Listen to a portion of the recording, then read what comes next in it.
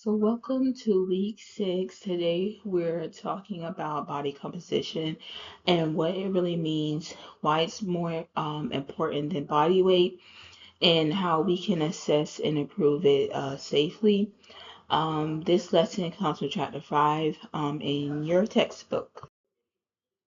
So what we'll cover today is what body composition really means, essential fat versus storage fat, what healthy body composition looks like, how body composition is measured, what influence body composition, how to improve body composition safely, and a hands-on activity interpreting sample profiles, and then of course we will always end with the finally your exit ticket.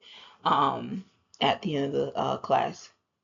So what exactly is body composition? So body composition refers to the ratio of lean body mass to fat mass in your body. Lean body mass includes your muscles, your bones, your organs, and water. And then your fat mass includes like both essential fat and your storage fat. So it provides a much clearer picture of health than just weight alone. So two people can weigh the same but have like completely different body compositions.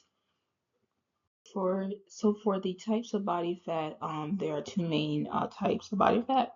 So you have the essential fats and you have your storage fat. So the essential fat is needed for normal like body functioning. This is normally found in nerves, your brain, bone marrow, organs, and then this essential fat supports your temperature regulation within your body and also just overall protection. And then for storage fat, it's found under the skin and around the organs, and it's used for basically like insulation and energy.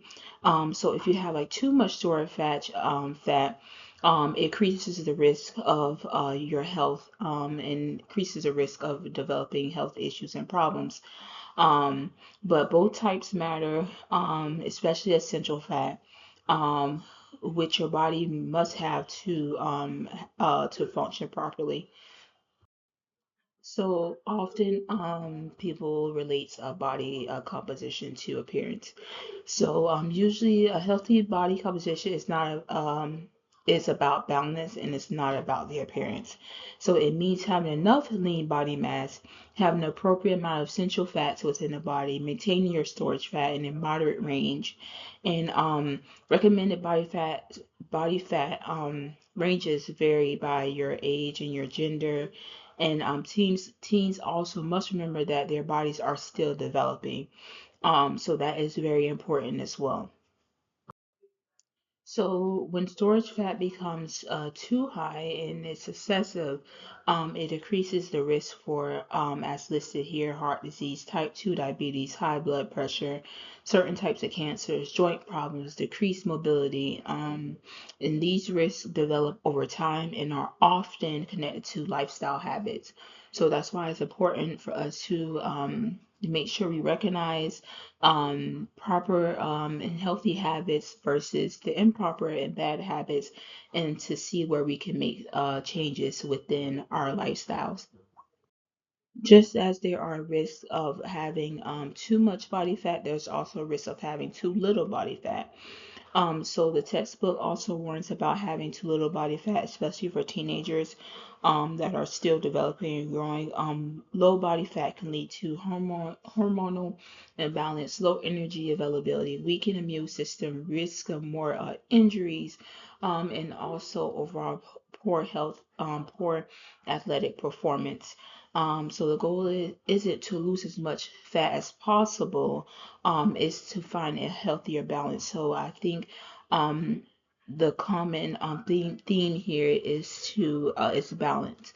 Health is about balancing and getting the correct and appropriate amount of each essential nutrient, of each type of exercise. So it's all about balance. So weight alone does not tell you whether you're healthy. I know sometimes we all like to correlate our weight um, with kind of like, if you're healthy or not, but that's not always accurate and true. So for example, two people can weigh the same but have totally different body fats and muscle levels. An athlete may weigh more because they have more muscle, not more fat. This is why body composition gives us a better health information than just weight on the scale, because at the end of the day, everyone's body is totally different, and so we always don't want to just depend on the weight. That's why we have the body composition and we have tools to kind of measure these aspects.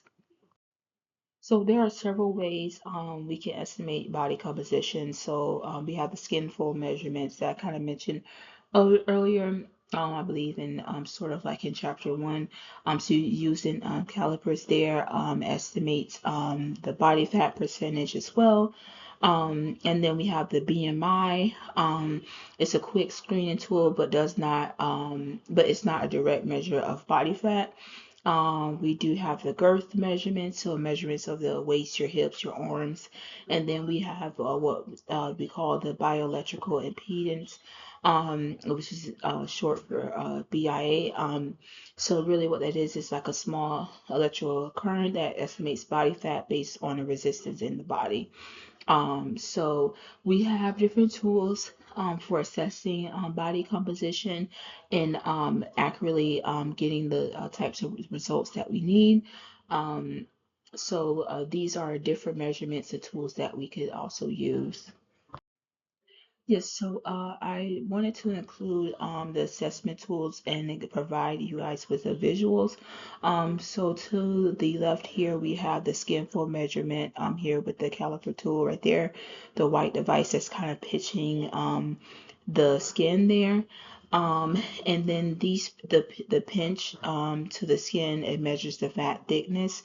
And then with the BIA devices, these devices send like a harmless electric current through the body to estimate the fat percentage there. So you can see the lady woman on the right that's kind of holding that device there to get that percentage. Each method has its strengths and its limitations, but the most important thing is understanding trends and not being obsessed like with over exact numbers. So BMI is calculated using weight divided by height squared. But the textbook does emphasize an important reminder that BMI does not distinguish between muscle and fat. So for some examples here, it says a muscular athlete can be labeled overweight by BMI, even though that they're healthy. And sometimes like with teens, such as you guys grow rapidly. So BMI can shift quickly during growth spurts. So as you grow, the BMI can definitely vary. So BMI is a starting point, but it doesn't give us a full picture of health. So, body composition itself is shaped by several factors. So as listed, you have the genetics, nutrition, you have physical activity, you have the age development, you have your metabolism, and then also your guys' gender. So some of these we can control and some that we can't. So for example, with genetics, it's something that we can't control. That's something that was kind of like passed. It could be something that passed down to us. So what really matters is focus on your healthy habits and also recognizing those changes and making those changes appropriately. Okay, so improving body composition safely and correctly. So chapter five does emphasize that balance over dieting.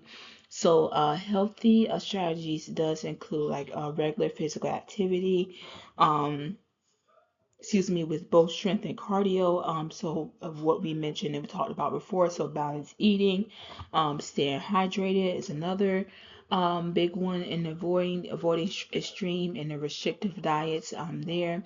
And building lean muscle to support metabolism. So changes should be gradual, not rushed at all. Okay, so let's talk about healthy goal setting.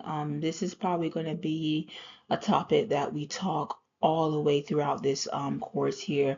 It's very important. To improve body composition, so we always want to focus on SMART goals and behavior habits like sleep quality, your physical activity levels, your nutrition choices, and hydration. And it's always important, as stated before, to track your progress like at least every 2 weeks instead of obsessing daily. Focus on your behaviors and not just the outcomes. If you just focus on the behaviors and kind of just gradually make changes, that will be a big difference in terms of meeting your long-term or short-term health goals or your just overall health goals in general. For your in-class activity, now we will practice analyzing sample body composition profiles. So in your groups, you will look at the examples provided and identify whether the measurements fall within healthy ranges, what risk may be presented, what recommendations you would give, and why body weight alone isn't enough to understand a person's health. Use the worksheets that I will provide to you to kind of guide your thinking as you complete this activity. For today, I do have three questions or three things for your exit ticket. Before you leave, I want you to write responses to these three prompts. So I want you to write something on one thing you learned about body composition, one healthy habit you can start this week, and why body weight alone is not a good indicator of health. This helps you as a student to reflect, and it helps me see how the class is understanding these concepts, and then it does open up for more questions and discussion as always. And as always, students, here are the references. They are here for you to use as well. And of course, you can use me as a source if you have any questions or concerns. I'm always here to help. Thank you.